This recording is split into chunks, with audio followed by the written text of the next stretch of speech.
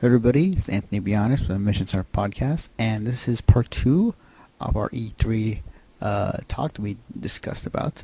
Sorry for the little lateness. Obviously, E3 has been over for about a couple weeks, and it's just a little late, but still rather good to listen to. So enjoy the rest of our talk, and check it out, guys.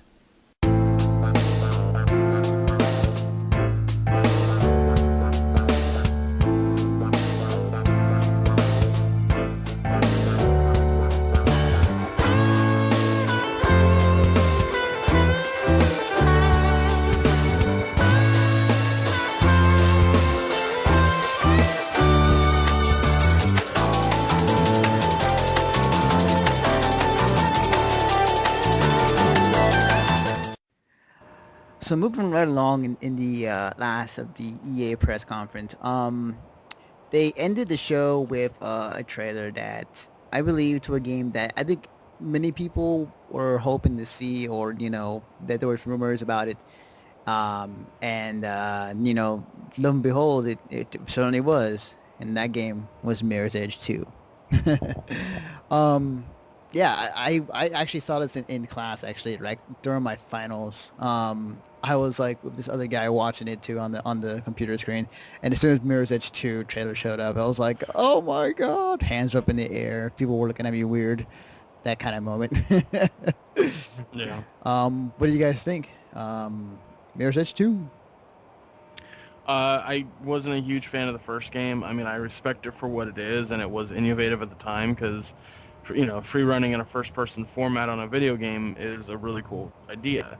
But what turned me off to the game was that it was like the free running element was really cool, and I have no issues with that. What I had an issue with was how limited I still was to a confined space. Mm-hmm. I still had to run in a straight path. It was still a first-person shooter at heart. Right, right. And I wanted something different. I didn't want a first-person shooter. I had enough of those. Mm-hmm. So, no, not, I know previously in this episode I said, I love first-person shooters, which I do, but that's not what I was expecting. Like, they didn't show that in the trailer that I'd be shooting people. Right, right. That there was that element, or that I could, disarm people by going around them or whatever. Like, it never appealed to me in a huge format. But that being said, I still respect the game for what it is, and there's a lot of fans that really were chomping at the bit for a sequel. So it's good that EA is giving those fans the sequel that they want. Mm-hmm. Agreed. Chris, your thoughts? Honestly, when it first came out, my family members, they saw me open up the game and start playing it, and they thought, oh, this is stupid. But I'll tell you guys, when I first played it, I fell in love with this. There was the fact that it focused heavily with the blacks, whites, reds, and yellow colors that had the sharp contrast. That's for someone who has ADHD. I mean, it makes it much easier to follow along with a fast-paced thing when everything is extremely clear-cut and defined by that. For the basis of the first game, honestly, I fell in love with it, and I was one of those people that had been begging for a sequel, only to be depressed up until the other day. Yep. Well, till when the video of it actually came out. And seeing that the dynamics of the game, they're still the exact same as they were in the first, but they're sharper, cleaner, more realistic even. Yeah. Honestly, it's something I'm really looking forward to. Oh yeah, definitely. Like the minimalist style in Mirror's Edge is just so clean and cut. I love the kind of the art direction what they have in the last game and in this game as well. But yeah, everybody, you heard the big cheer in the crowd, and obviously there are fans, not only there but many that were really excited for this game. That closed up EA's press conference. Move along to Ubisoft's press conference, where the definition of girlwood doesn't really attract me. For fuck's sake. Yeah. Sorry, that was Yeah. annoyingly stupid. Yeah. So They brought back the host for Ubisoft's press conference. Her name escapes me for the moment, but she's one of the characters in the show Archer. Um, Great. Are you talking about Aisha Tyler? Yeah, her. She was. Sorry, I thought you were talking about someone else for like a second. I was like, I don't think that they brought out anybody else from Archer. So yeah, Nah, sorry. that's cool. Yeah, like she was a host like a few times before, but yeah, they brought her back this year just because I think she's I guess a safety safety net kind of go-to person for Ubisoft. Um, but yeah, like Ubisoft showed us some games that were interesting to say the least. I think that, in my opinion, not watching it, the one game that, aside from the usual, Watch Dogs and Assassin's Creed and the usuals, I think the one game that kind of stood out to me was the Division, which is basically a MMO, modern day shooter, like third person. Like think of Ghost Recon, but as an MMO in like kind of a modern day setting. I think or kind of post apocalyptic. Not quite sure how that goes, but yeah, it's really cool. It's really interesting how everything is set up, story wise, and how the mechanics work, and also the matchmaking too, which I heard is like, it isn't just matchmaking just for the skill level or base level, but also like for like other things. Like say you have a kid, and you got to take care of him like at 5 o'clock. It's like, your group of other dads that had the same issue, and it's like, oh hey, I need to go, give my kid a change, and it's like, okay, no, it's cool. We'll just chill here. So I like that. Yeah. You're gonna hate me. I heard almost everything that you said except the title of the game you were talking about. Called the Division. Yes. Okay. Yes. Yeah. The Division looked amazing. Mm-hmm. Now I don't know. It sounds like you did a little bit more research than me on that game, but that game is supposed to be like an MMO, Yes. right? Okay. That's cool. Mm-hmm. I like that idea. Mm-hmm. Yeah, I think that it's. I mean, there are many MMOs out there, but not many set in a modern day setting. Like usually we get the fantasies or the sci-fi, or we get the medieval type of deal, but we don't really get much of the modern day setting. So I really liked how that kind of went about. So, Chris, you seen any of the Division or any? Yes, I have. But from what I saw, I thought that when it comes to developing a shooter game, let alone any sort of video game, it's actually really well developed and highly innovative Mhm. of Ubisoft. And I'm not sure if any of you guys have actually checked out some of Tom Clancy's works, but when it comes to writing a story, he actually knows how to write a really compelling and thought-provoking story. Mhm. So when I saw that the Division was set up to be in the way that the way that it is, where pretty much each person has their own identity, they can work with, well, anything just given the confines of the game, but it's still free for the most part. I'm honestly taken aback, and I'm rather pleased with its developments. Plus the fact that you can play it on your smartphone or tablet. I mean, they have that little option there. I thought that's a wonderful perk that they had to add to the game as well. It's funny you mentioned the tablet thing, Chris, because I think there's been a lot of games at E3 that were really showcasing the use of like a tablet or a smartphone in the game itself. Mhm. And I think some games like did it very wrong, aka Dead Rising 3. Right. Right. But I feel like the Division will do it right. By like you going, oh, I'm bored and I want to do something. Oh, I'll hop into Division, go in there as oh, my friend's playing. Let me go in there as a little a scout bot that can shoot some bullets maybe. Go in there, help them out, and then like, oh cool, that was fun. Like, I fucking love that idea. Mhm. That's so brilliant. I mean, you can be as minimalist or as extensive as you want to be, just within the structure of whatever handheld device that you happen to be using.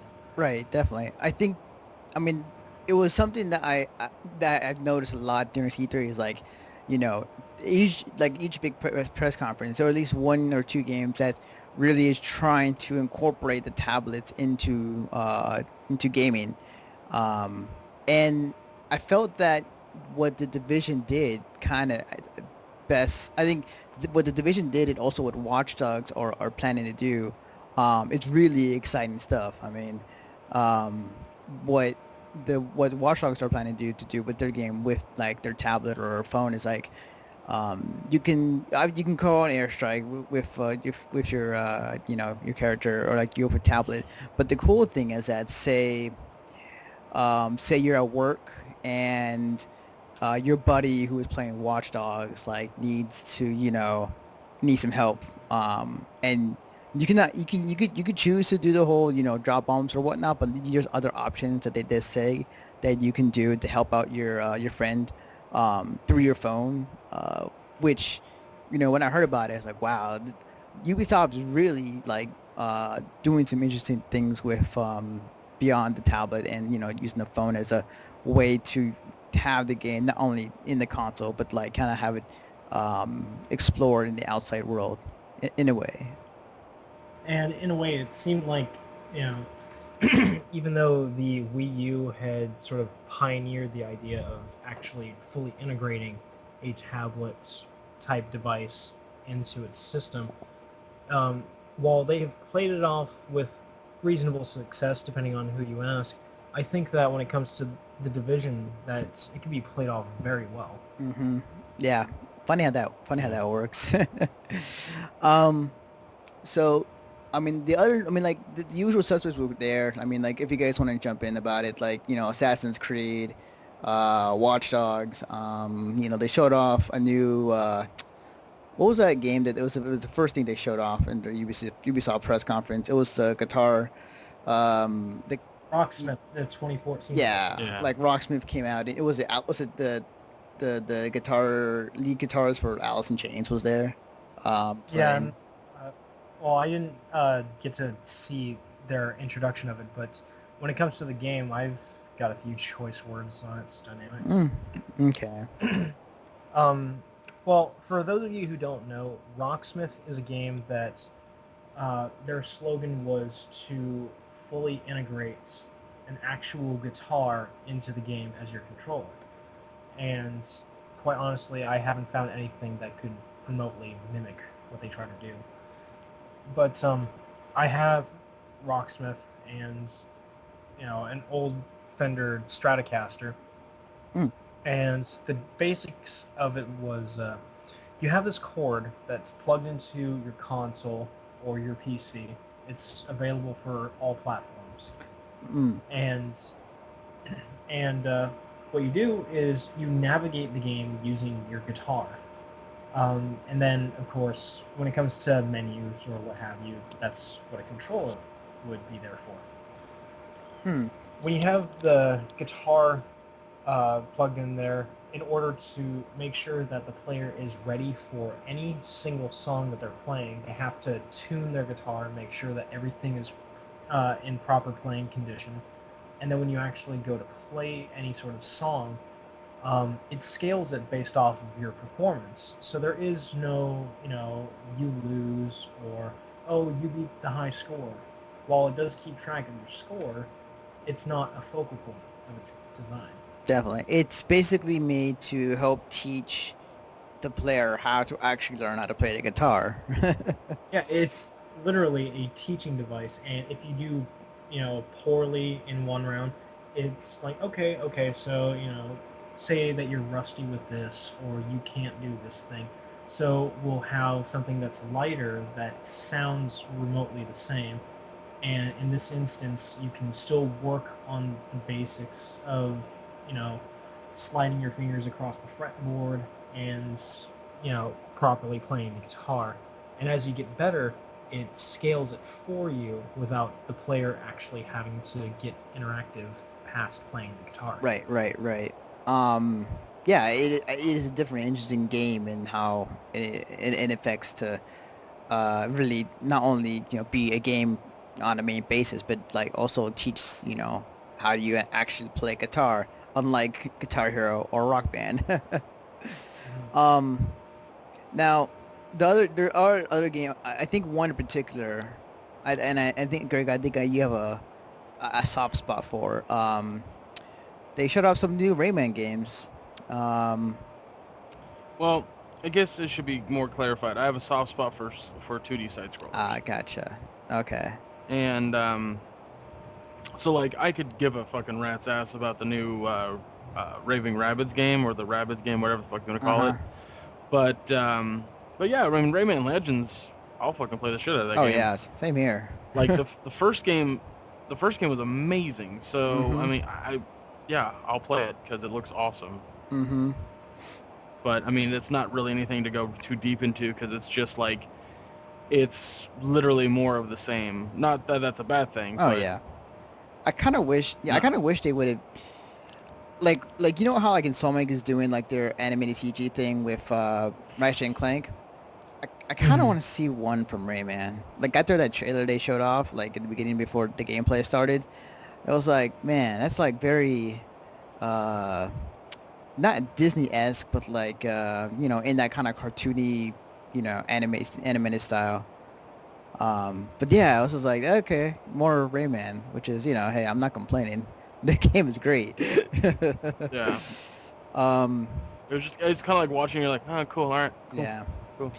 Um, I believe, Yeah, nothing terribly stands out. Just like, oh, that's yeah. nice. Like I said before, most of the games that were shown there were kind of, just games you've seen before. I think, like, there's one other game that I think that really just, I mean, it stood out just because it was funny. Um, the South Park Stick of Truth trailer. That was great. Yeah, that was made that so unique to me or so much fun. I guess unique's not the proper word. Right. Is that uh, wow, I totally lost what the hell I was gonna say. What made that unique to me? What the fuck was I gonna say? Holy crap! I mean, I will say that the game, like the trailer, is like it was, South Park, as South Park, you know. Oh, that's what it was. I got Yeah. it. Sorry, took me a minute. The fact that what we saw was not necessarily gameplay footage, it was, I mean, because it was gameplay footage, but it was a cutscene with, Stan Marsh training the new kid or the character that you're going to play as Mhm. how to do how to fight in a certain situation. Mhm. And what made that scene so unique or stand out was that it wasn't written by people who had never written South Park or just wanted to like rehash on old jokes. It felt like an episode of the show. Yeah. It felt like something that Matt and Trey and his writers wrote for for this purpose alone. Mhm. So that's what I was getting at. Good Lord, my brain just stopped. Like there was seriously that hamster just fell off the wheel for like a second. It was bad. I mean, like, I mean, I was laughing pretty well, like, cause like, what did Stan say? Like, he was trying to teach him the, both. It was like a, It was like a fart attack, and I don't remember what it was. yeah. It's just for clarification, it's actually Randy Marsh, Stan's dad. That's what I'm gonna say. Stan's dad is what I was trying to say.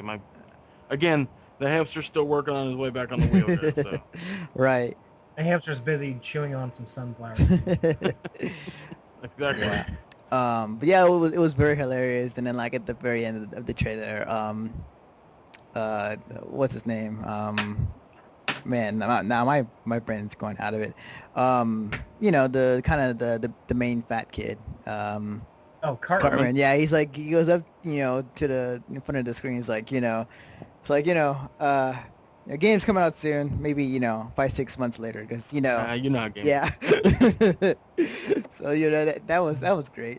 Yeah, that was So, yeah. awesome. Yeah. I love how like they first advertised this game a long time ago. God, what was it, like last year sometime that they first made mention of it? Mhm. And it's just like now that they're finally saying, oh yeah, so we've worked out whatever kinks we had, and yeah, enjoy your game. Yeah. Yeah, it's gonna be great. I think it's gonna be pretty funny. Um, but like that's kind of a nutshell for Ubisoft. I mean, like there really wasn't much, anything new. Um, Well, funny side note about Stick of Truth. I was in Walmart today just doing some shopping, uh-huh. and I went by electronics and I noticed that they had cards out in the open for pre-orders. Mm-hmm. And Stick of Truth was one of them, but on the pre-order card it said releasing March 20th, 2013. Hmm. I was like, oh, well, I'm glad they're still letting pre-orders go, but good lord, that is incorrect. Yes. Those are the dates they just put on there. Like, oh yeah, well, it's gonna come out this date, and they'll change it every. Anyone got a Sharpie? Oh, there's that, and of course, Carton flat out says at the end of the trailer, it's coming this holiday season, ... or some holiday season. You know how video games work. Right. Yeah. But yeah, like, There's just no sugarcoating with that. It's just like, yeah, so this might happen or not, depending on how much of a d-bag the companies are going to oh be. yeah, like, Right, like EA has been, or not EA, I'm sorry, Matt and Trey have been very adamant about like, look, this is the South Park game that you want. This is the one you wanted since the shitty game on the 64, and this is kind of our apology for that. So, just be patient. We want to make it the good, the game that you deserve. And it's like, and in my opinion, take your time, dude. Like, it's Don't release it prematurely. yeah. yeah, it's the BioShock Infinite fucking thing. Like, Ken Levine's like, sorry, we have to keep delaying it. We want to make sure it's good. And everyone's bitching and complaining while I'm sitting there going like, take your time. I don't want you to rush a piece of shit game. I want you to release a polished gem. Mm-hmm.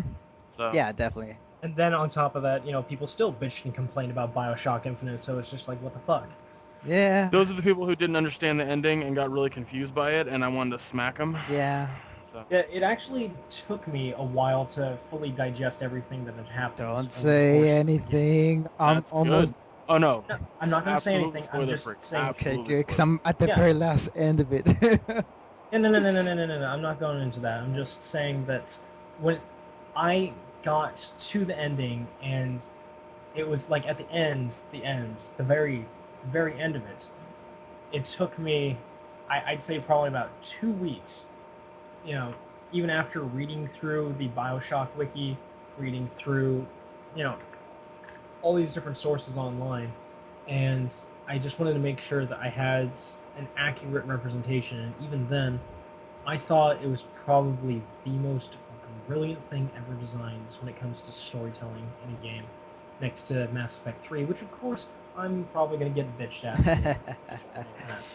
Yeah. it's definitely one of those game endings where for weeks on end I would be sitting at my computer and either an article would pop up and it would kind of like shine some light on something I hadn't thought of before, Mhm. or I'd just be thinking about the game and be like, oh my god, I didn't think of that. Like, Right. that's that kind of ending, but Mhm. you'll get there. Yeah, but it's just something that makes you think. Yeah. Right, which is And good. I found that I can't think of the word I'm trying to say here, but I found it was exhilarating Hmm. to have something that actually compelled my mind to think further than what was already designed in the game. Oh yeah, definitely. The adjective that I used was refreshing. Mm-hmm. When I get there, I'm pretty much might be with the same thing. The last game that had made me feel to do that was recently with Limbo when I finished that, and I was like, holy fuck! That game was great. I was like, what? I was like, wow! Like what just happened? I must learn more. I haven't Yeah, gotten that's- terribly far through Limbo. Yeah. The area where you first get the sun-activated worms? Yeah, I believe so. Yeah. Yeah, the zombification worms. Oh yeah, that's a bitch to play yeah, with. that stuff's pretty hard. Yeah. Yeah, I am 2 or 3 sections past that. Okay. Yeah, you still Yeah. got a little. I mean- You got still a little while to go in that game. I'm around mid-game, I think I'd say. Yeah. I mean, it's something that just makes me think, what's going on? Why am I doing this? Has me asking questions. Right. Moving on with the press conference. really off topic. No, here. it's fine. We're rolling with the punches. Um, We do every single time. we left off. The last press conference of the day on that Monday of E3 was the Sony press conference, and you know, in the back of everybody's minds, at least in Sony's staff that were doing the presentation, like they had this in the bag. They heard what was happening with Microsoft and all the backlash that everybody was giving them crap for.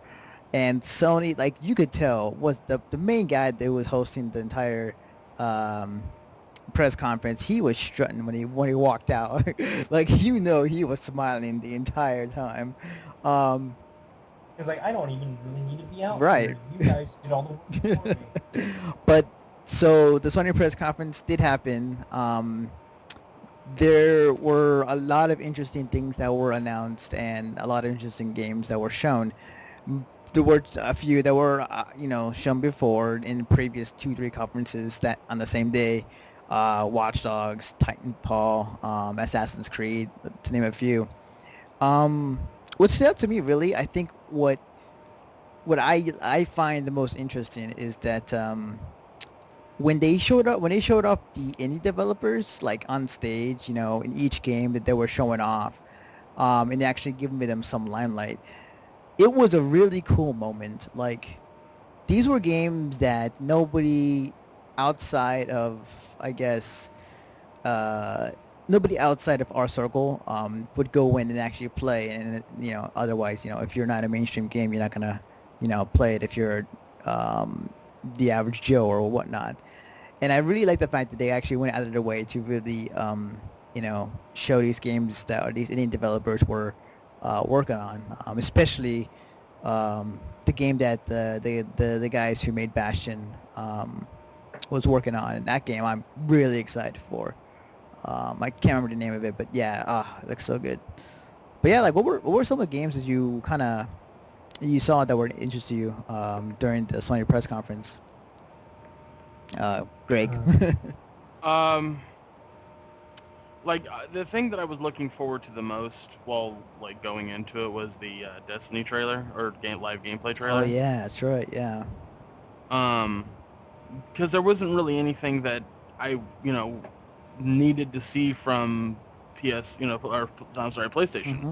I kind of knew what they were going to come out with exclusives, so it wasn't like, I'd say honestly the thing I was looking forward to the most was the Destiny gameplay, which was really fucking cool. Oh yeah. I'm really looking forward to that game. But I was already looking forward to it before they showed that. It's fucking Bungie, dude. Like, they made Solid Gold with the Halo series. So, Right. Because they're like, I consider them the Pixar of the gaming world. Like, That's some pretty high standards. I mean, yeah. The Pixar of... Well, think about it. Like, Pixar makes excellent animated movies. Uh-huh. Like, even their worst, which most would probably say is A Bug's Life, it's still better than, I'd say, 90% of what, the other companies have tried to come out with, whether they be Sony or DreamWorks or whatever. So that being said, like, they still make solid gold. Yeah, okay. I can agree. and Bungie, started from meek beginnings and had a really rough upbringing, but as soon as they made that one stellar thing, it blew up. Right. They blew up. And so and then also, because I consider them the Pixar of the gaming world, is they literally can do whatever the fuck they want now. Mm-hmm. They have that power to be like, hey, Activision, you're going to distribute our game, but don't fuck us over. And Activision's like, no, we wouldn't dream of it. Not you guys. I also came up with this analogy back when Pixar was threatening to leave Disney because Disney was kind of being dicks to them, and Disney was like, oh, no, we're sorry, don't leave, please, please. So, I mean, yeah, I had to think about it for a minute, but yeah, you are right. They are the Pixar of the game industry. Hey, you don't fuck with your cash cow. Definitely.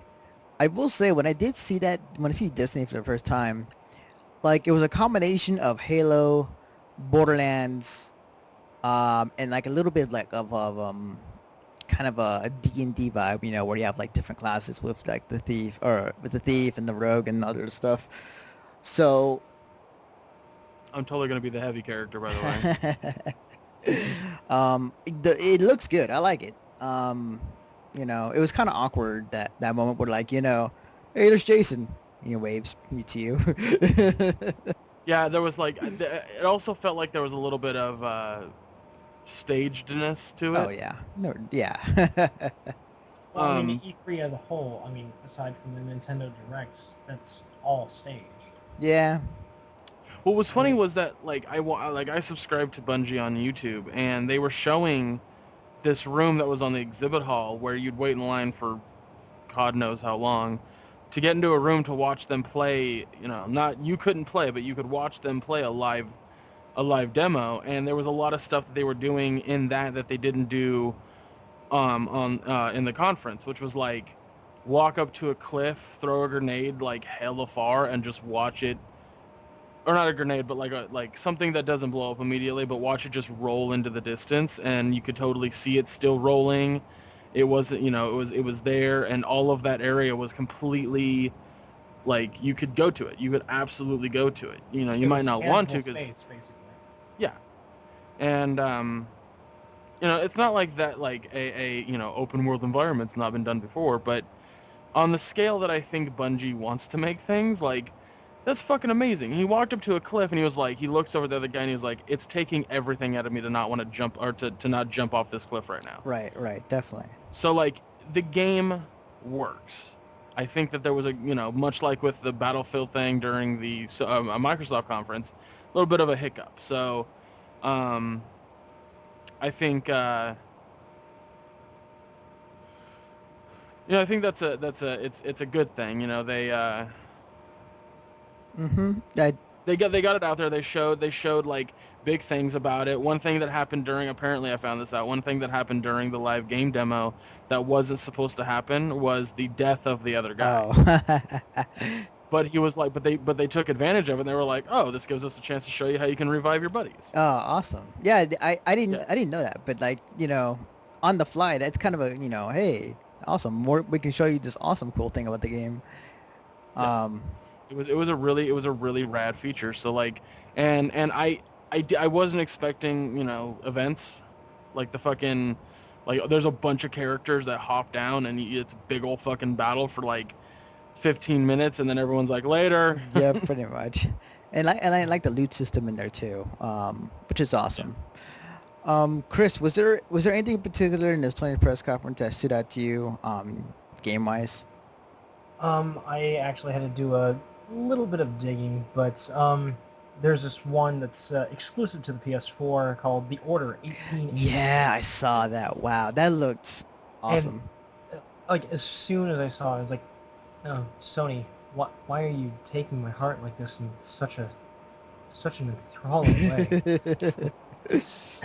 But no, seriously though, for what they had for the trailer, while I didn't really get to show off any sort of gameplay, the design behind it looked absolutely amazing. Mm-hmm.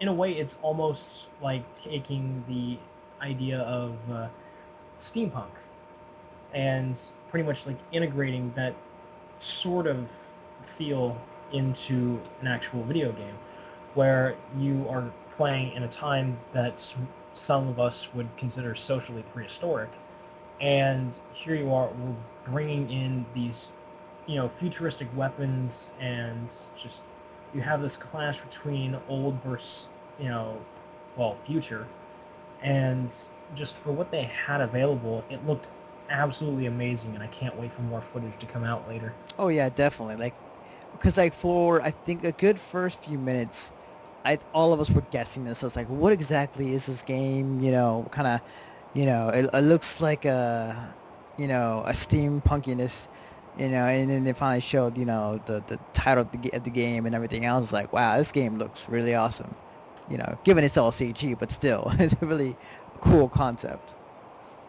Yeah, I mean, like, you can't go wrong with displaying what you have, but the fact that it's, here you are, you're taking all these, well, you're taking a feel that happens to, well, be classical, and you'd think, oh, well, they're primitive, and you'd have sort of a primitive nature to go alongside it, and it's cold, dark, gritty, and yet at the same time you can find a shadow of something that's heartwarming and endearing. And yet for what they had displayed, it kind of reminded me of what they have for The Last of Us. That sort of post-apocalyptic theme that's going on there, but minus the apocalyptia, if you get what I'm saying. Right, I definitely agree.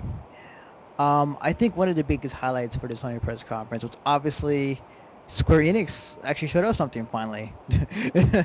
After, I believe, how many years of just showing off stuff and like not even being at E3 for so long. They actually had something to show, and holy crap, when I saw the trailer, I was like, for Kingdom Hearts 3, I was like, holy, like, I wasn't believing it for a second, because like I thought it was gonna be like another, remastered HD version of one of their, previous Kingdom Hearts games. But then it like showed, Sora a bit older, and he has, the graphics they're still simplified, like they're not going too much detail heavy with the graphics, since Kingdom Hearts is more of a cartoony esque game. Well, it quite literally is a cartoony game, because you're taking all these different Disney characters and movies and you're working with them in the world. Right, definitely. I think one of the funniest things that I had heard when they announced Kingdom Hearts 3 was, I am a grown man. Why do I want this game so bad?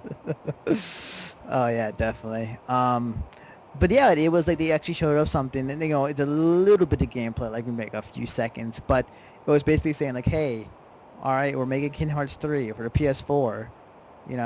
We're finally making it. We're not just quitting on you guys. And you want to hear something even better?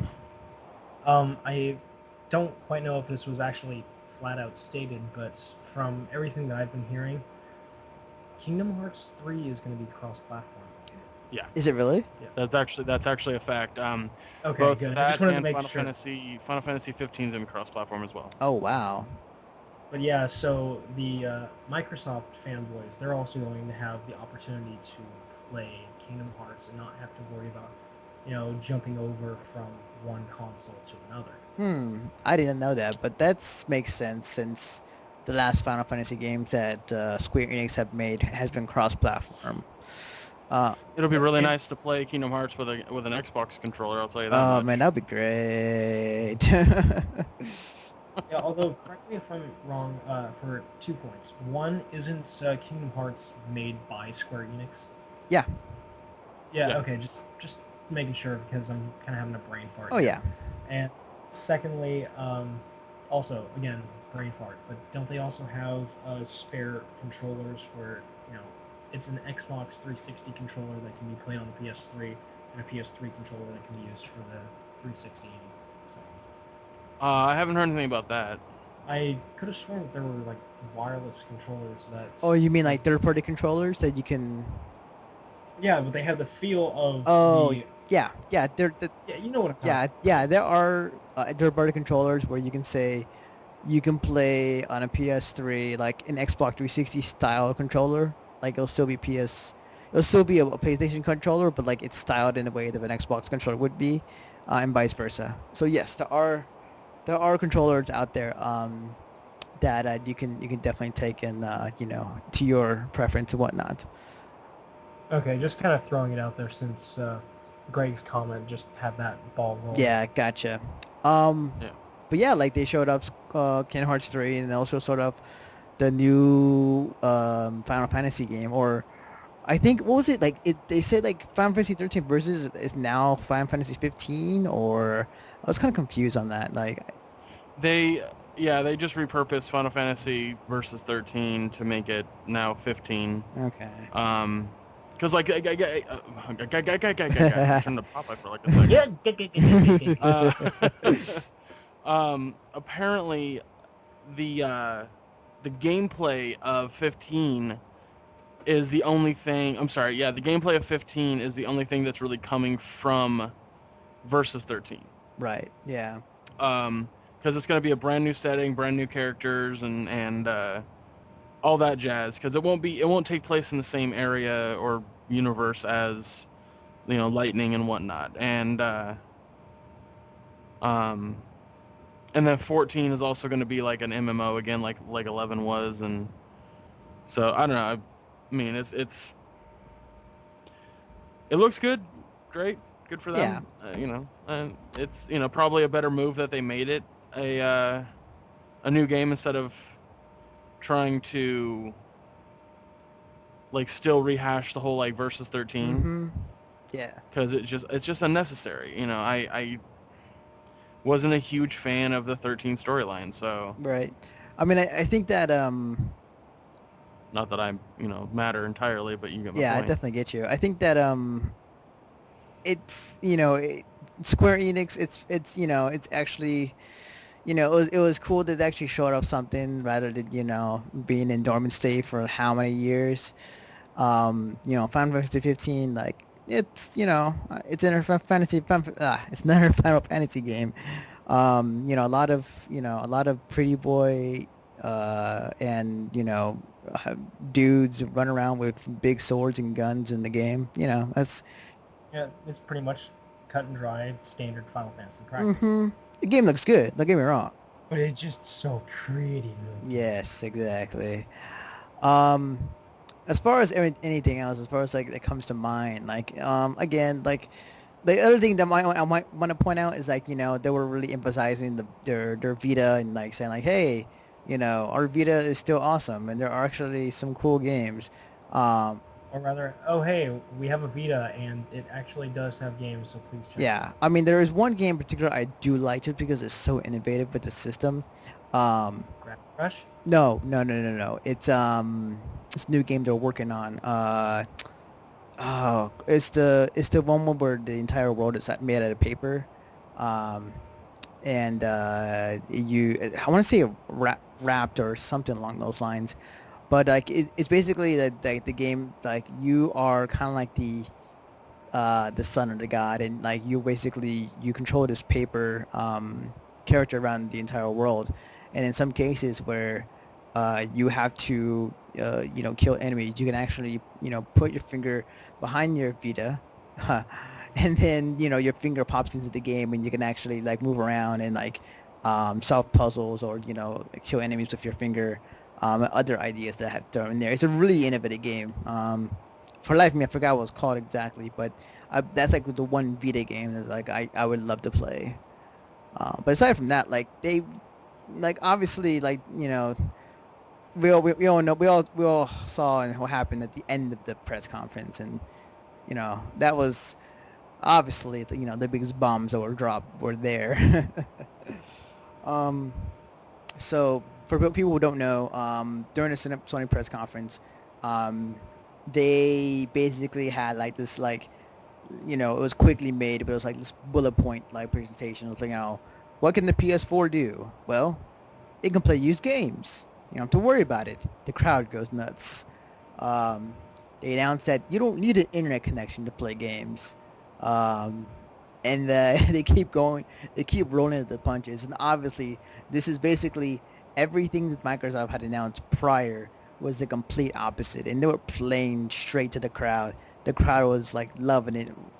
After each announcement, every bullet point was made. Funny enough, the one slide thing that nobody really noticed was like it was like they when they were showing up the PlayStation Plus programs, like, oh yeah, there was some lettering in one of the slides that nobody noticed. It was like, yeah, you're gonna have to play. You have to pay to play multiplayer games online, kind of how Xbox Live is, and nobody seems to cut that on. No, yeah, that's the thing is that it's a really like that's my issue with both consoles right now is it's such a strong competition that the full story of certain things isn't getting told. So there was a lot of stuff like all people heard was the change that Microsoft was doing and that left fucking that hardcore left jab that Sony took at them during their press conference, and that's all people heard and wanted to hear. So that's why I think a lot of people didn't hear that, Sony's DRM is going to be really no different than Microsoft's. The only difference is that they aren't going to be doing, 24-hour not random, but mandatory internet checkups. That was it. Right. So yeah, like they were doing this, really pandering to the crowd, and they ended the conference saying like, PS4 is coming this fall for the amount of $399, and I think that was like the loudest cheer, like when that announcement happens, because obviously it's $100 less than the Xbox One, and though, as we've clearly stated in the first half of the podcast, if you're willing to plop down $400 for a console, another 100 really doesn't seem that much of a big deal. Yes, unless you're a poor college student like I am, and it's like, well. Why are you spending $400 on a console? Yeah, why don't you buy something other than ramen? Because it's my future, man. I mean, that just like future comes down to a $5 container of ramen that lasts you a month. Yeah, true. It's just common sense to me is that whole like I'm gonna complain because it's $100 more expensive than the competition, when in reality, like, if in my world and how I've experienced things, if you have the money to throw down on a $400 console, chances are it's not going to be that much more difficult for you to get that extra 100. I know that for some people it is a key selling point, and that's fine, whatever, your choice. But if you look at it from a realistic standpoint, that $100 isn't that much of a difference. I have talked to people who are like, I do look at that savings. I do. It does matter to me, and the fact that I can purchase a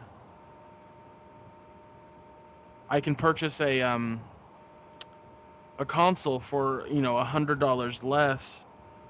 That extra 100 that I would have spent on the console can go towards games. That's fine logic. I have no issue with that logic at all. But are you sacrificing are you settling for the console that you want because the other one is not exactly where you want it to be? Because in my opinion, $500 is absolutely reasonable for that system. They're actually underselling it, in my opinion. Yeah.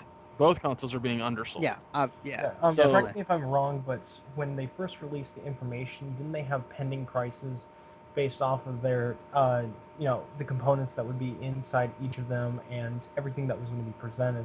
And they were looking at price tags between $800 and $900. Yes. Like, people were able to see the specs long before they announced the prices. And people are like, this kind of equipment that would go into it is like an $800 to $1,000 computer. Yeah, definitely. And quite frankly, all of the consoles are, for lack of a better word, computers. Yeah. And like the Xbox One, it has its 3 processors. The PS3, which I'm trying to remember, it was a dual processor system, wasn't it? Something like that. Yeah, the fact that it's running off of multiple processors, they both have 8 gigs of RAM that's going to be spent towards the console itself. They have these high storage spaces, they have access to cloud storage, which is another wonderful feature, mind you. And all these other aspects to them. I mean, the price, just seeing it available at a quote-unquote reasonable price, I mean, that's a severe undercut for both of the companies to look at. Right, definitely. It was they capped it off with something on a high note, and many people, and actually, funny enough, right afterwards, you saw like the pre-orders skyrocketed on Amazon's pre-order list. Like it was like it was one-sided. Like there were so many PS4 pre-orders versus the Xbox One. It was like kind of a 10-to-1 ratio in a way. but yeah, like it was Sony ended off on a good note, and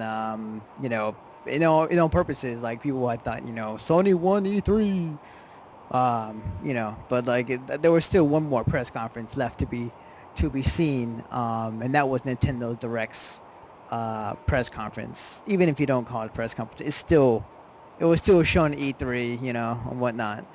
Yeah, absolutely. Yeah. And I really hate the fact that people invalidate Nintendo as a company. I mean, let's face it, they are the ones that have, consistently stayed out of the fight so they can work on their own company, their own image, and their own games.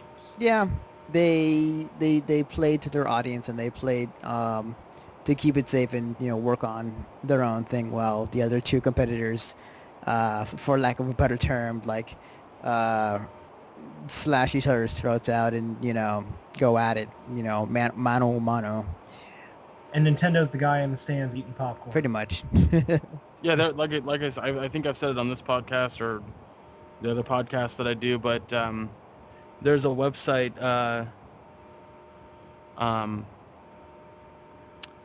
There's a website called, like, have you guys ever heard of the artist called Brental Floss?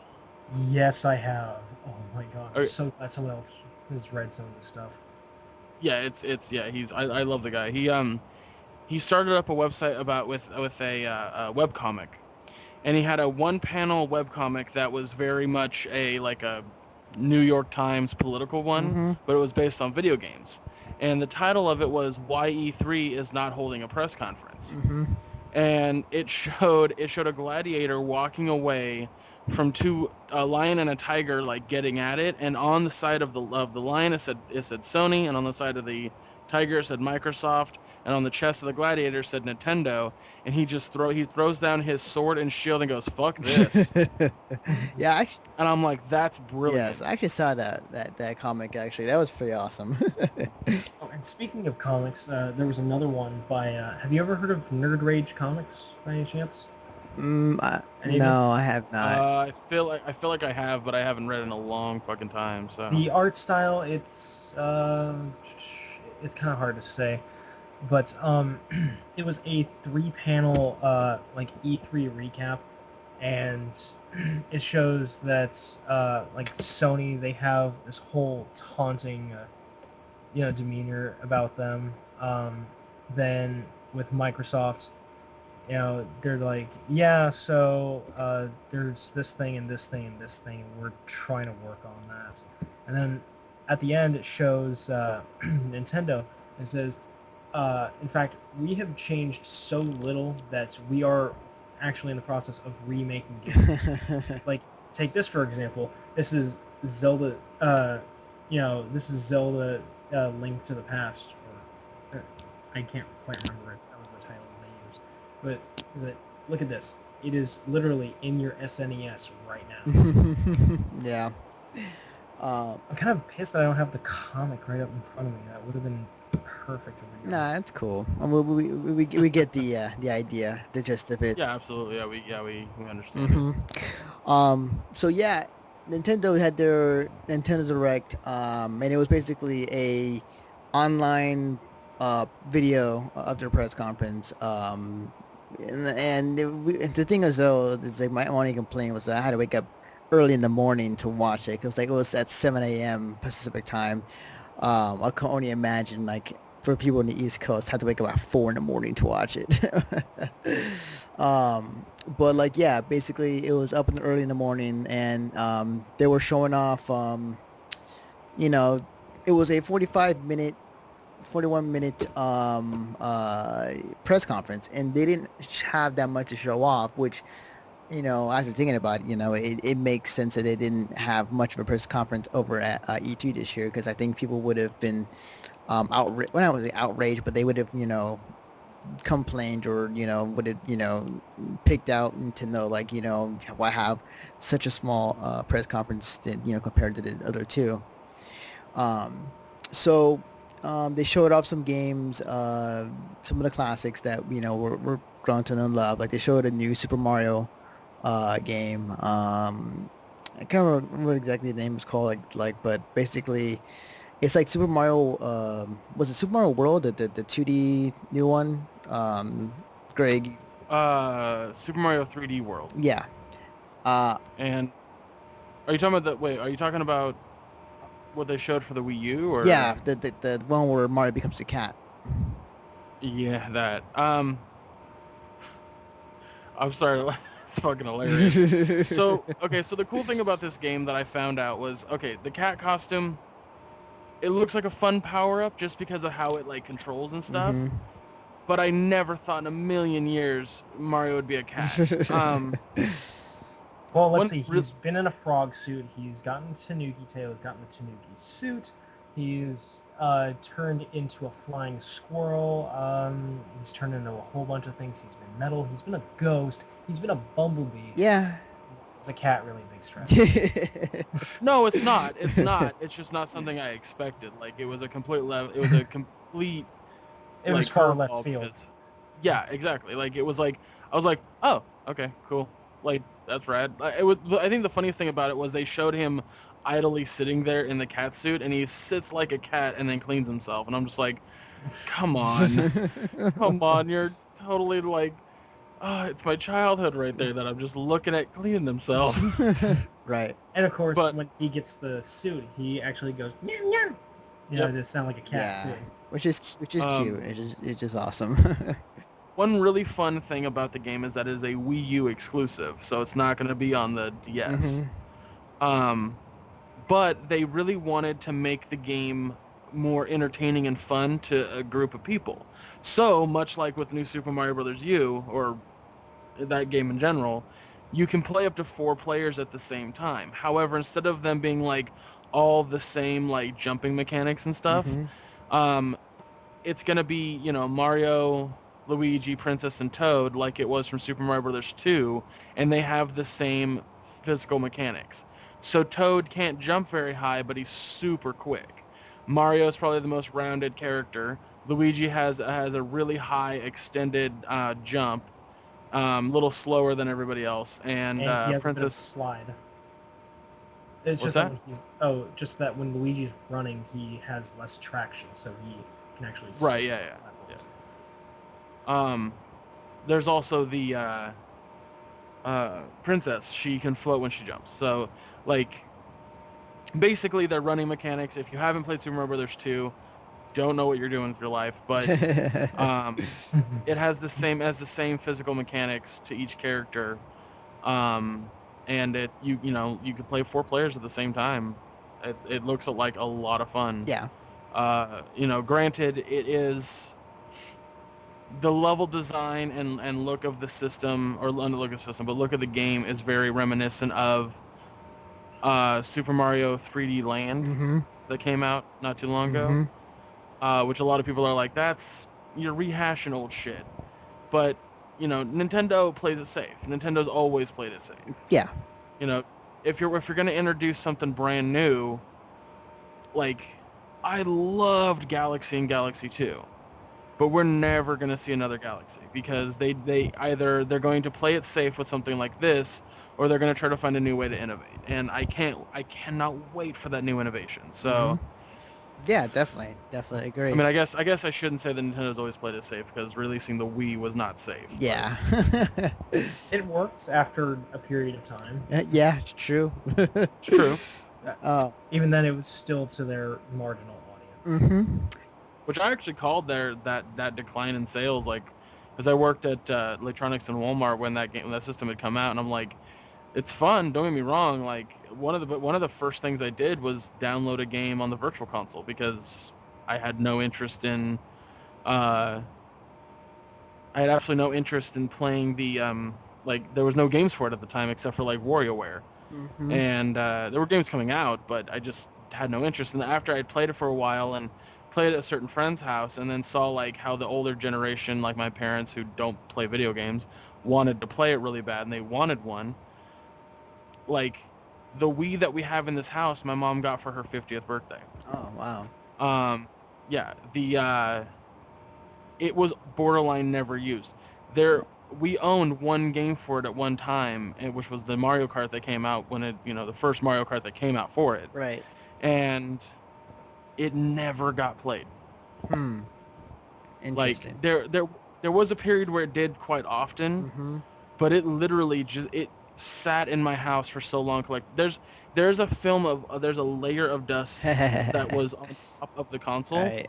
that I can't get off Oh wow. because it's just been sitting for so long. Wow. And that's that right there is a great, if you want an analogy for how gimmicky the Wii was. Mm-hmm. That it got to that extent where like older people just didn't want to buy it. I was still working at Walmart when that decline was happening because we were being told left and right, you have to try to sell Wii games.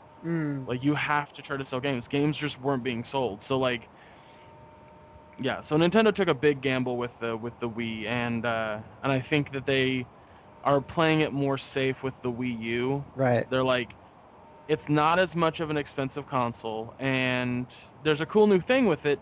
But most games you're probably not going to have to use it. So Definitely. you know, Yeah. I'm excited for like a lot of the stuff they got coming out for the Wii U, like the Smash Brothers is. Mm-hmm. Yes. Yeah, Super Smash Brothers. Well, let's just go ahead and say parentheses 4, and then. Oh yeah. console. Yeah, definitely. Because they announced the full titles of both, and it's Super Smash Brothers Wii U and Super Smash Brothers 3DS. Those are the full titles. Oh yeah, definitely. Actually, it was Super Smash Bros. 4, and then it says 4 3DS and 4. I think it's to, actually say, hey, this is the 4th installment. Yada, yada, Yeah. yada. Yeah, and speaking of Smash Brothers, like that was one of the big games that they have kind of put it out there, and it might show, and lo and behold, they actually showed the game, and it's like, holy crap! It's Smash Brothers. I like the fact that they're bringing the game to the 3DS. It's more of a cartoony outline style or cel shaded, which is fine. I don't mind that as long as it's Smash Brothers. It actually kind of reminded me of Street Fighter 4. I mean, with the sort of like brush strokes that are, added to the fighting style.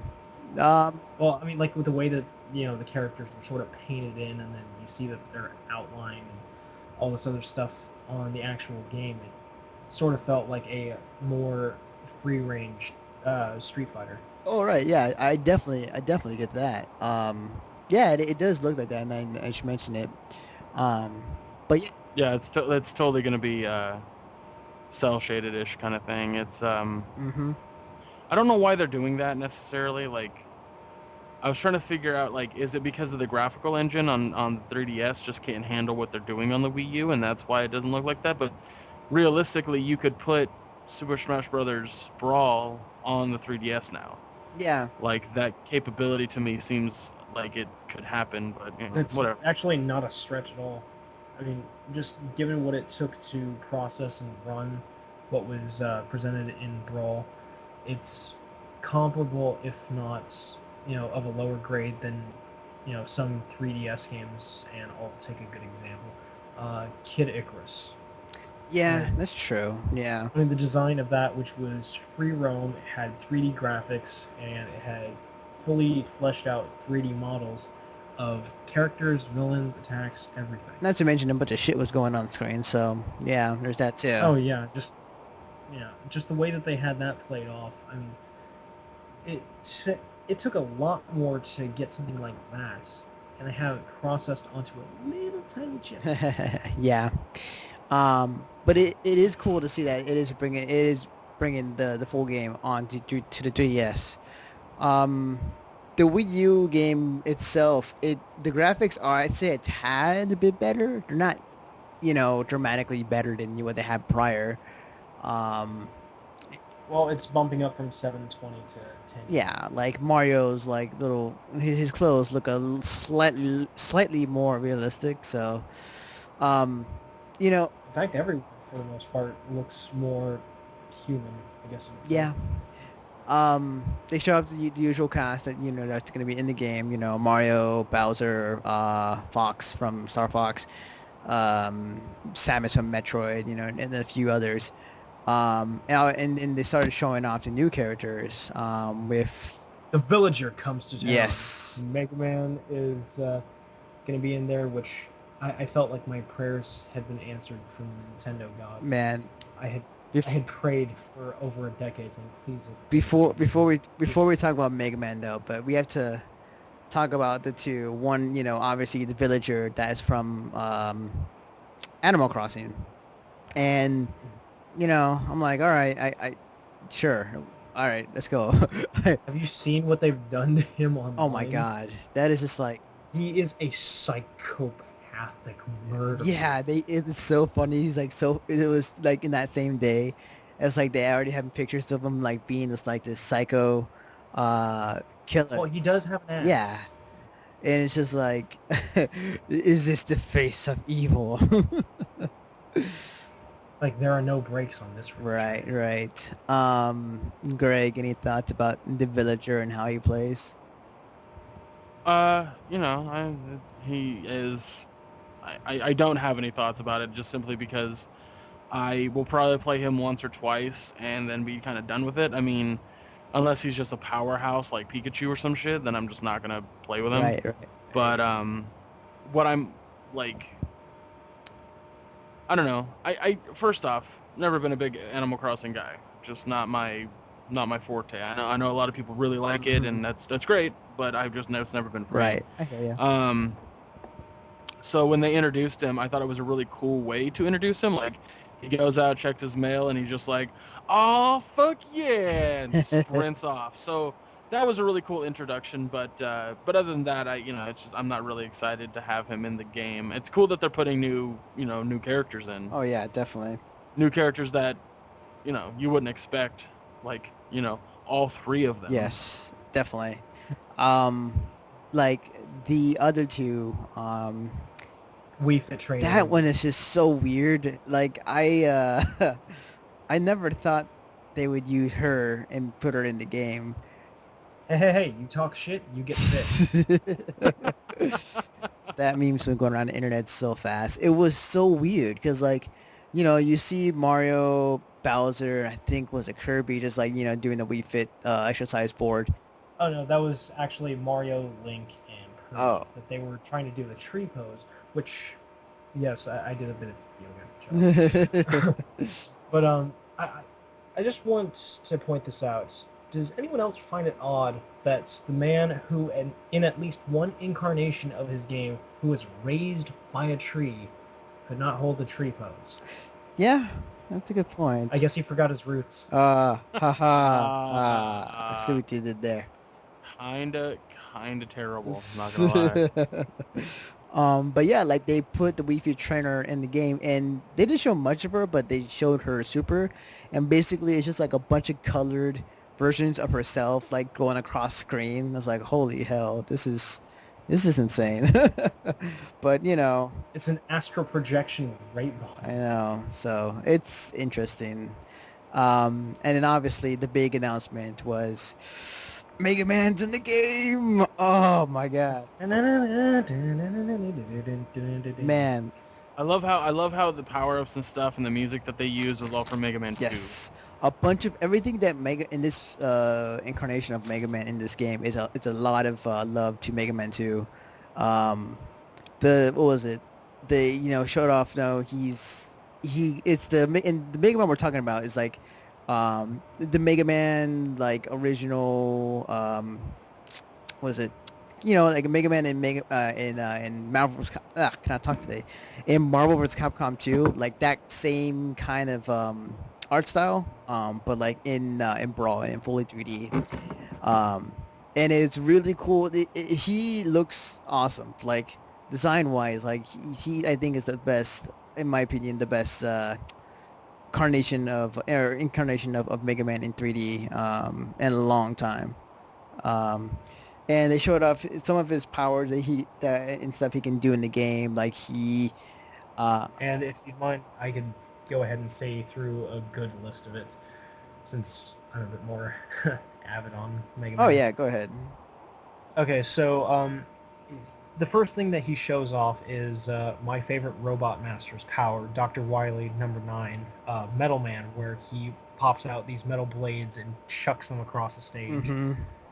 And That's of course when they played the Dr. Wily Stage 1 music. Oh man, my boner was just so high after when that heard that. I was like, yes, this is on. This is my character. And the fact that, it tosses, Mario has to friggin' limbo under it and he loses a couple coins and it like cuts a gash across Link's shield.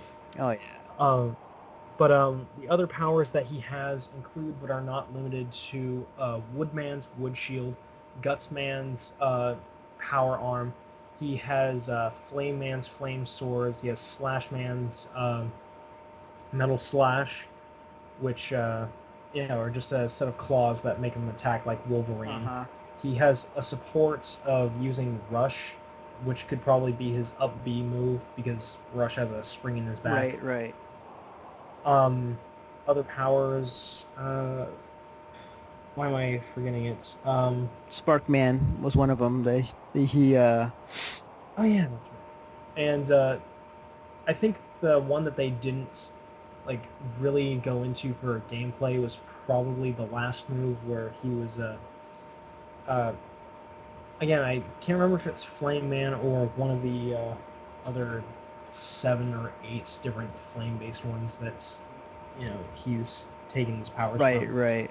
But he takes both of his hands, plants them on the ground, and he makes a flame tornado around him. Yeah, and it's a kind of like a teaser for his actual super. So hopefully, it'll, when they finally unveil like what he usually does is, that'd be pretty awesome. But yeah, oh man, I was also my brother and I when we saw that first announcement of Mega Man 2, I was like, oh my god, I'm gonna play this character no matter what. Great. And that they're probably gonna have a Proto Man skin for him. Oh, that'd be so cool. Greg, how are you on the whole Mega Man being in Brawl? I'm stoked. I think it's first off, the fact that he's in Brawl is very exciting. The second thing about it Brawl, Jesus Christ, Smash Brothers. Right, my bad. The other thing that makes it very exciting is that this is a kind of an opening door for even more stuff to be in the new Smash Brothers. Mm-hmm. I want a fighting game that's like Smash Brothers that has so many different characters. First off, Konami has already put Snake in there. Oh yeah. So they could do other characters if they wanted to. Sega has already put Sonic in there, so they could put more characters if they wanted to. Mm-hmm. Now that Capcom has put their hat into the ring as well, maybe Namco will. Yeah. So we'll get some SNK characters in there. Oh god, that'd be so sick. That would be. I mean, there's just a lot of options now that Nintendo's like, look, we know that you want some epic fucking shit in your Smash Brothers, and we're gonna give that to you. Mm-hmm. So I hope, I want this new Smash Brothers to have the roster that everyone dreams about. Yes, absolutely. I was incredibly excited to see that, Mega Man. The fact that Mega Man's in the new Smash Brothers makes you just want to buy a Wii U for that. Definitely, yes. I same here. I was gonna say that it's funny how for all these years Mega Man has been kind of crapped on by Capcom, as far as the cancellation of Mega Man Legends 3. Capcom doesn't deserve I know, right? It's all because the creator of Mega Man left him and they felt butthurt about it. So they took their rage out on Mega Man, and Mega Man hasn't been built any deal or anything of the nature of recent games, but it's like Nintendo put out their hands we got you, man. You're not being as supported by Capcom. We got you. Yeah. Yeah. Definitely. So that was the biggest surprise. Their biggest announcement was a new Smash Brothers, which not many people were that surprised about. The other games that they did show off that I think Chris and I have a huge boner for, and And we have a lot of this podcast. Maybe literally and figuratively, Yeah. depending on who you talk. Yeah. Is the announcement of Bayonetta 2 for the Wii U, and they actually show some gameplay, and holy crap, it's more of the same, but more better, awesome stuff of Bayonetta, which I'm not complaining about. Well, as an avid player, the only things that I have yet to actually clear from Bayonetta 1 was the Alfheim Portal challenges. hmm But past that, Bayonetta as a hack and slash sort of fighting game, it was a very well polished game that happened to just happen to have some. Yeah, definitely. Like Bayonetta was a game that it it was a niche title. It didn't sell as many as hoped for. I particularly liked it, and it has its own cult following. But I'm glad to see that there's a sequel that they're working on, and Bayonetta in this game is she kind of has the reverse. Like she has now short hair, um, and like the villain that you fought last game is now your friend, and she has long hair now. So it's kind of like they switch hairstyles for some odd reason. But oh man, the game looks so good. Just like it's just more of the same Vendetta than it was before. A bunch of wacky shit going on. Um, and yeah, like it's totally awesome. I cannot wait for it. You know, yeah, just bring it on more. Yeah, and if you don't mind my nitpicking of details, Jean, the red-clad, white-haired woman, over the course of gameplay, you reveal that she's more just testing you and trying to see that you don't require her protection anymore. And it was sort of like hidden in that she had actually been supporting you throughout the entire game. Oh yeah, definitely. Just kind of throwing that one out there. And honestly, when it came to the reveal of Bayonetta 2, as soon as I had first heard about, even rumors of it coming onto a console, I went to the nearest GameStop, had it confirmed, and had it paid off and pre-ordered on the day that it was available. Nice. Always get ahead of that. Um, So yeah, you've got a brother in arms when it comes to the dedication for El Cerrito. oh yes, definitely. Yeah, I cannot wait. I'm excited. It's gonna be awesome. Greg, have you played the previous Bayonetta or? No, I never played it. I'd never been a Devil May Cry fan, Uh-huh. and that game was very Devil May Cry-ish Oh, to me, yeah. in gameplay, in format or whatever. Yeah. So I didn't really have any interest towards it. hmm But no, I see the allure of it, if you will. So Right. good for Nintendo and getting that as an exclusive. Definitely. In the press conference, they showed other games as well. Obviously, they showed up more old classic Nintendo games coming to the Wii U Virtual Console as well as the 3DS. I can't remember exactly all the games exactly what they were showing off, but like in previous press conferences Nintendo has shown before, like a bunch of classic games that you played prior is coming to the 3DS. And I still like the fact that they still support their old games and port it to the next system and everything. Obviously, I think we touched on it a little bit prior in this podcast, but the reveal of a new Mario Kart, and the difference in this Mario Kart is that not only are you able to go through not a map, but a road. But this time, you're actually going through kind of like Sonic style, or like some of the terrain is upside down, and you're driving upside down, or you're doing other stuff too. So it's cool actually. This actually looks more interesting than the previous incarnations of Mario Kart in a while. Yeah, I'm definitely looking forward to it. I think it has a lot of potential of being the next great Mario Kart. You know, the last, you know, a lot of people go, oh, there hasn't been a good one since 64, and to me, the 64 one wasn't as good as the Super Nintendo one. So, but then again, you know, that's the one I started off with. And I think, to a certain extent, like, first off, I loved Double Dash. I thought that game was a blast. Oh yeah, I think Double Dash is so underrated. I think that game was great. I think Honestly, the best... fact that you had two characters and you had pretty much like a support system, if you will, it stood out as probably one of the better of the Mario Kart games that were out there.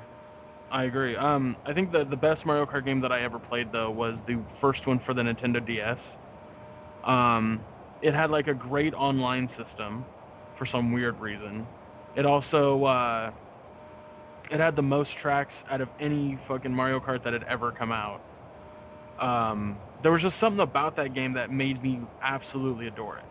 Mm-hmm. Definitely, yeah. Just like it was so good. Oh yeah, definitely. It's Yeah, I definitely, I'm actually excited to see what more comes out of this next Mario Kart game. I hope there's I mean, I'm pretty sure there is gonna be a 3DS version of this game.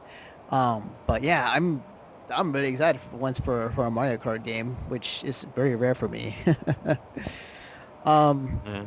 But yeah, they showed off Mario Kart and other games. Was there anything else like big wise that they showed off? I mean, they showed off the Wonderful 101, a little bit of that, and that is still pretty awesome to see and watch. I can't think of anything else that really kind of showed up, because obviously the press conference was pretty short. It wasn't, you know, anything like Sony's or Microsoft's press conference.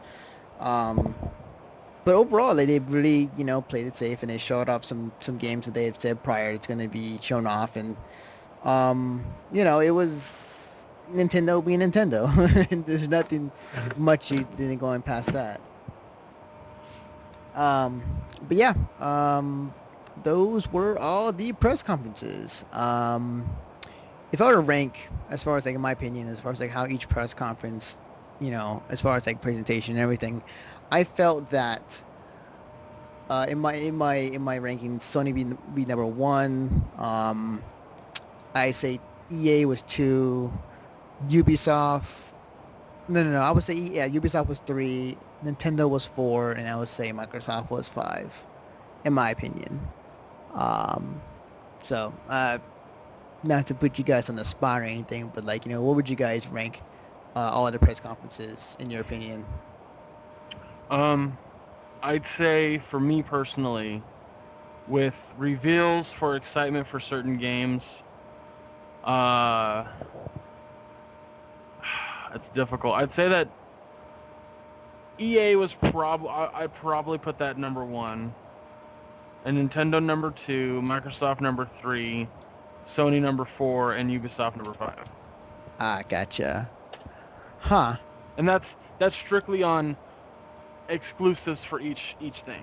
Right, Because the way that I look at it is, the game that excites me most that EA is coming out with, that's not necessarily an exclusive, but EA is making, that was very exciting to me, was Battlefront. Oh, that yeah. was a huge thing to That me. was the game that nobody expected to be there at all. No.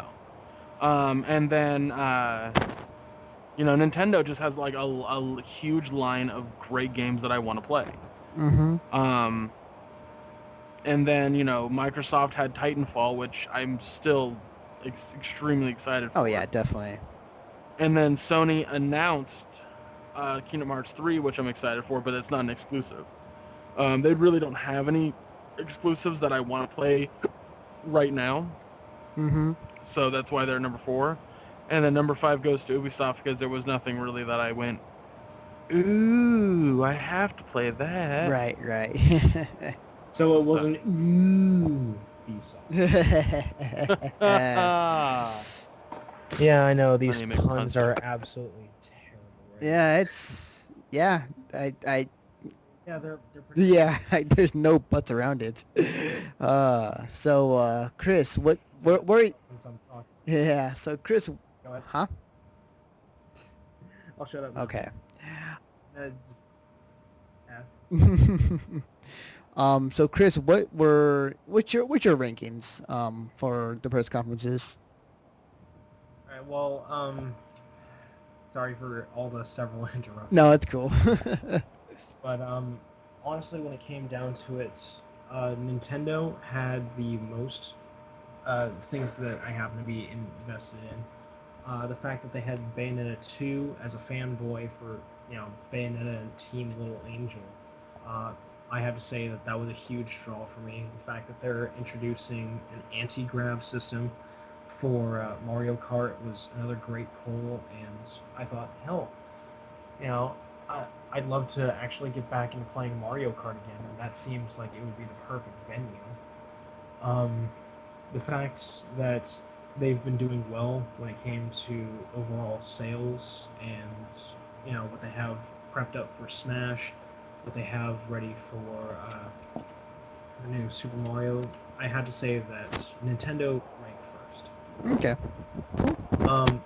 Past that though, I'd say Ubisoft ranks second, seeing that they have Assassin's Creed 4 Black Flag again invested in the series, and of course having Mirror's Edge 2, that's also a lovely plus. And just having those there, I mean, it's it was a wonderful draw for me. Honestly though, after the third place holder, which would have to be Sony, because let's face it, they knew how to play to their crowds. They had they had fun at E3, whereas Microsoft, they were not so much. Right.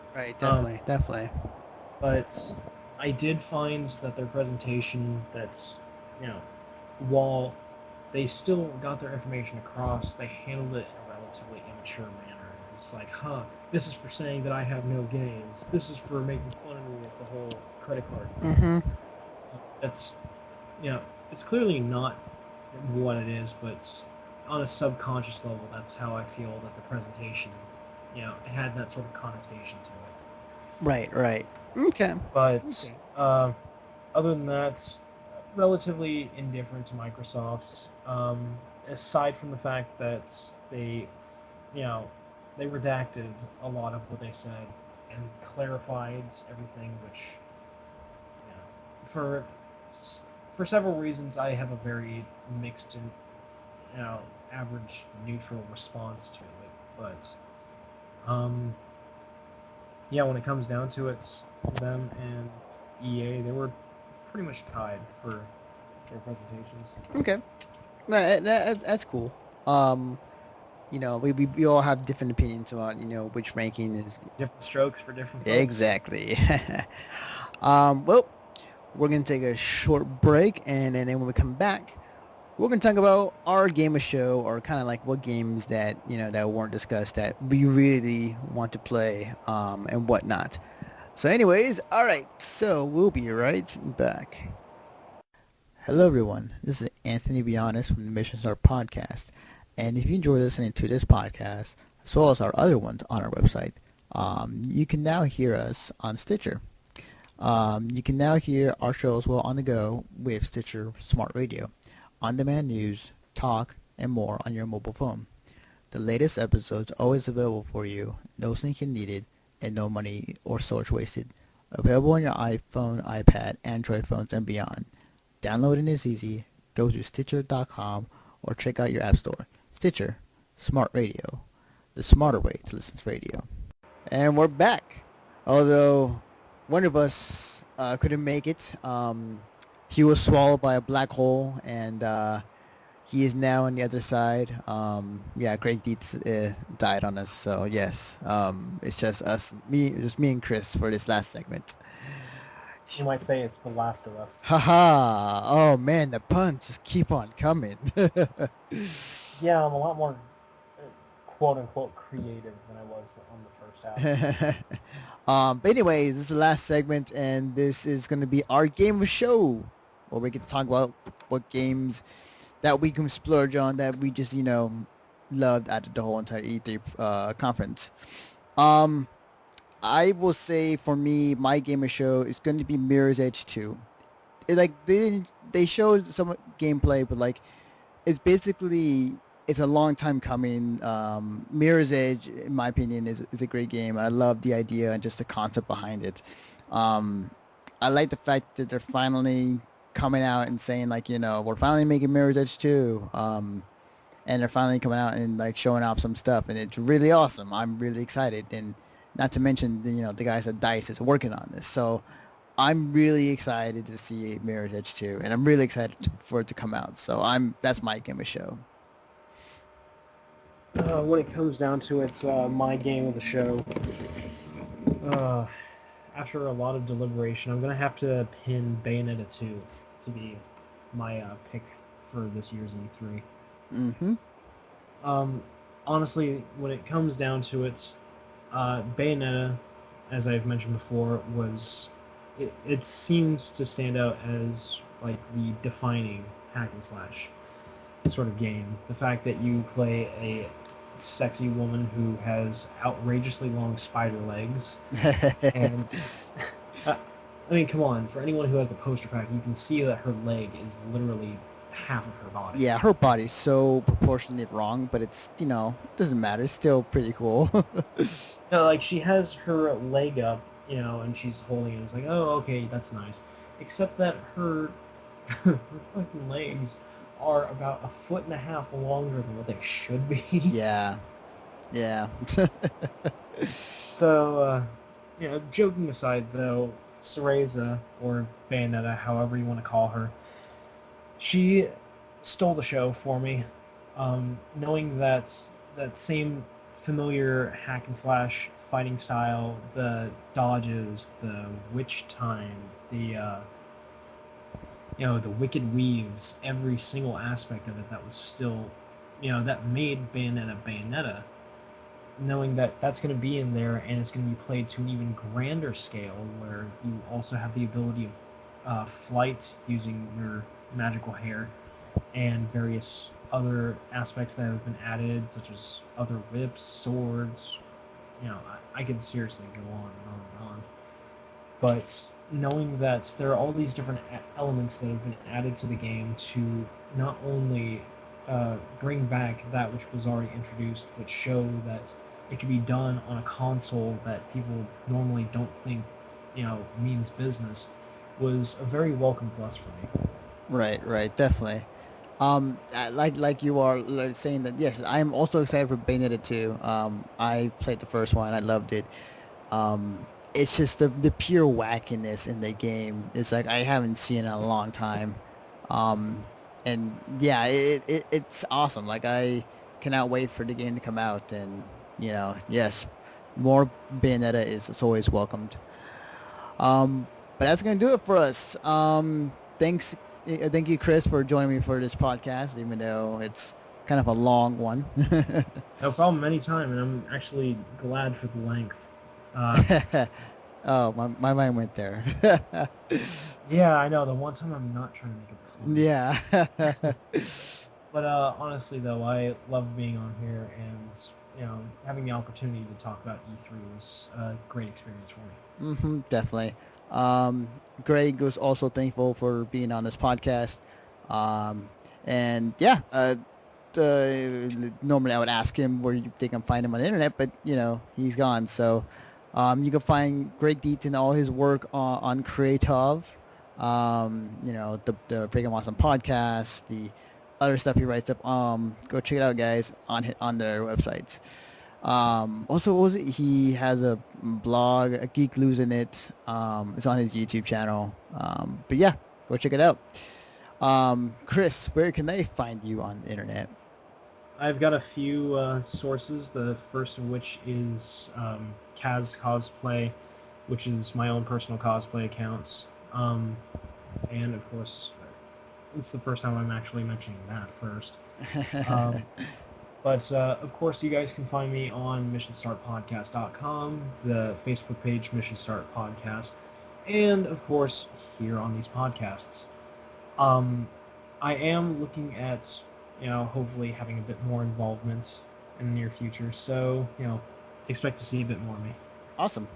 As Chris said, that you can find this podcast along with all the stuff we do at Mission Star Podcast on our website at missionstarpodcast.com. You can find our previews, reviews of our stuff, our videos that we just put up on our website, the trailers from this past E3 that is on our YouTube channel. Everything you need to know of E3 is on our website, as well as our convention footage from our latest anime conventions we've been covering as well. You can follow me personally on Twitter at Defective Naruto. Usually I'm on there spewing some random ass stuff there. But yeah, that will do it for us for this week. So yeah, thanks again, Chris, and thank you, Greg, who is not here. And we will catch you all next time.